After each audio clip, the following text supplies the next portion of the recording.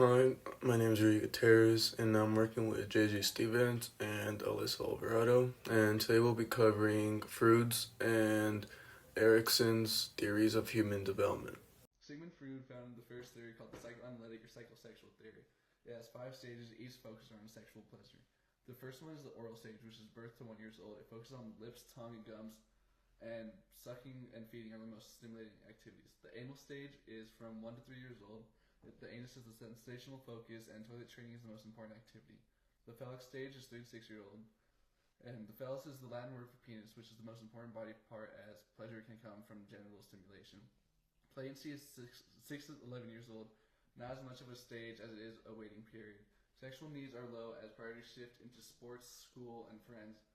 And then the genital stage is the last stage, which adolescence through adulthood. Genitals become the focus of pleasurable sensation. People begin to seek sexual stimulation in relationships. And Sigmund Freud believed that the genital stage lasted all through adulthood. The second theory is the psychosocial theory, developed by Erik Erikson in 1950.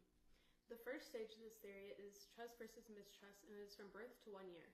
In this stage, babies either develop a sense of trust that others will satisfy their basic needs, such as nourishment, warmth, cleanliness, or physical contact, or they develop the opposite. The second stage is autonomy versus shame and doubt, and this is from 1 to 3 years old.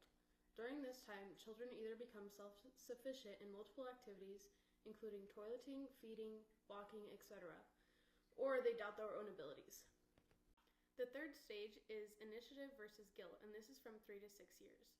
In this stage, children try to undertake any adult-like activities, or they internalize the limits set by parents. The fourth stage is industry versus inferiority, and this is from 6 to 11. In this stage, children often practice and then master new skills, or they feel inferior, not able to do anything well.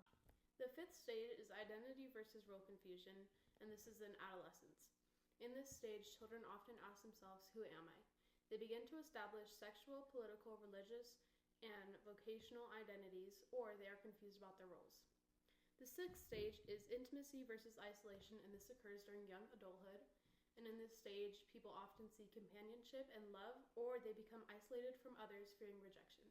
The seventh stage is generativity versus stagnation, and this stage occurs during middle adulthood. In this stage, people contribute to future generations through work, activities, and parenthood, or they stagnate. The eighth stage is integrity versus despair, and this is during late adulthood. In this stage, people try to make sense of their lives. This can be through seeing life as meaningful, whole, or despairing at the goals they never reached. Now that our information has been presented to you, we have two different games for Erickson and Freud's theory that we have created. They are both match games, which are based off of our slides and the information on our slides.